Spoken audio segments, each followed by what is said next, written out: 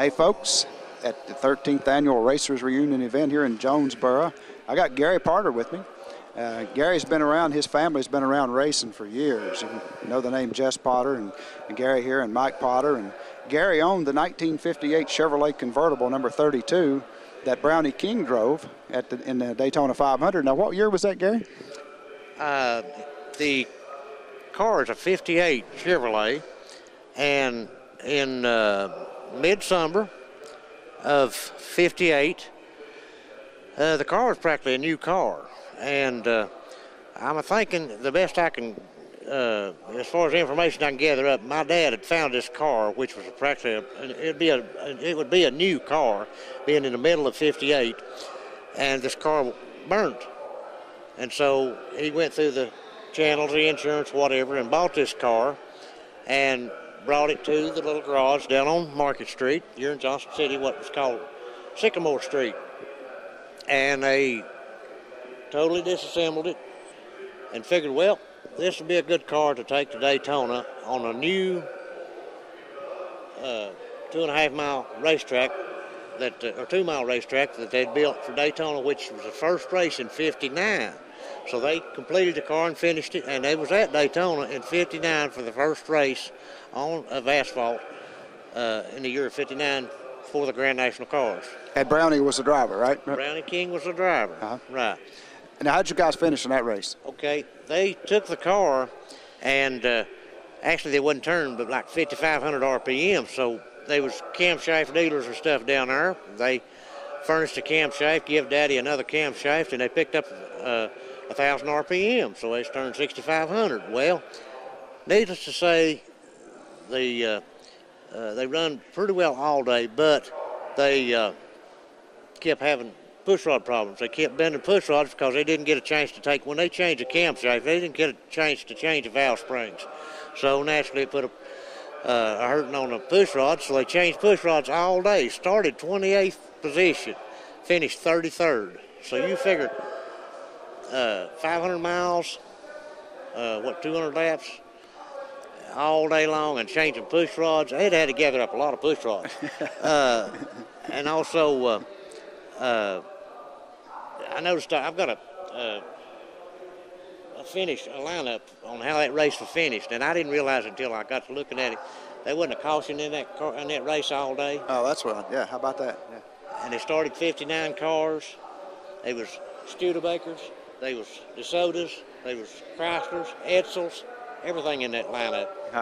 No Toyotas, though, right? No. Well, Gary, give us some more history, man, about racing. What all you've done in the years. Okay, in probably 69, I found an old 55 Chevrolet, and Mike at the time, he had done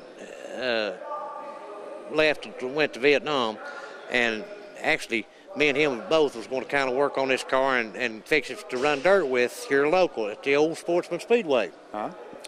So while Mike was gone, I fixed the old car up, and actually Daddy really helped me a lot. We put a 6-cylinder in it, and Mike would finally come back from Nam, and he wanted to drive this car.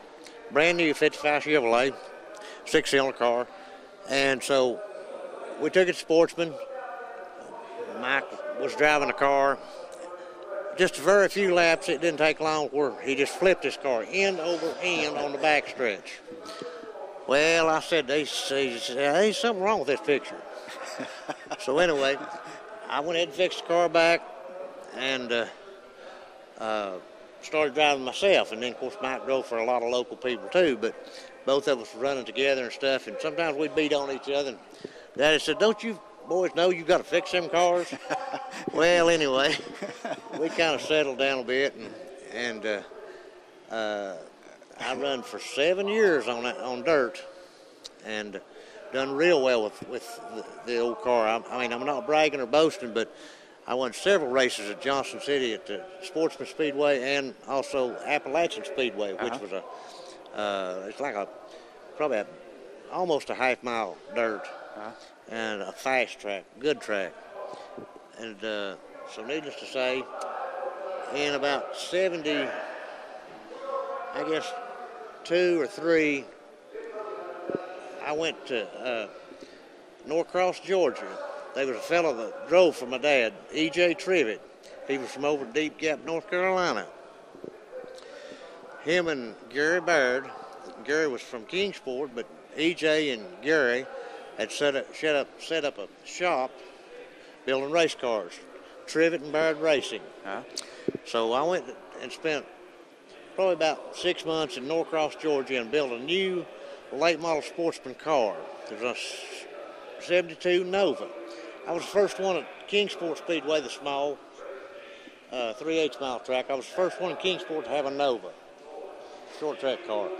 Everybody back then was still running the 68, 69 Chevelle, 64, 5 Chevelles, and I was the first one to have a Nova. And then it wasn't long where Harry Gant would come with a Nova, Jack Ingram would come with a Nova, different people. But I was really pleased and had that opportunity to really have what you say. It was actually a factory type car. Yeah. But on limited racing funds. But I done real well with it.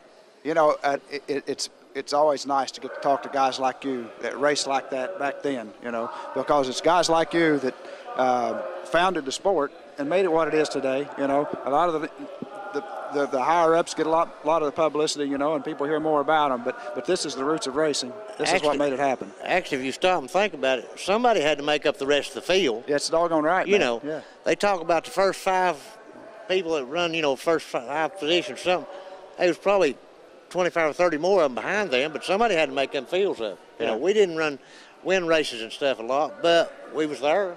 Yep. And competed. I'll tell you what. And hey, we appreciate you being here. Thanks for spending some time with us, Gary. Well, I appreciate you all coming and doing this. This really ought to be a kickbutt thing. I think so, man. I hope so. RacersReunion.com. Yes, sir. It seemed like it ought to be a good deal. As far as the old racers and stuff's concerned, yeah, they need it. They need to be acknowledged more. You got that right, man. We're going to do our best to do it. Well, I appreciate that. Thanks a lot, Yeah, Gary. thank you.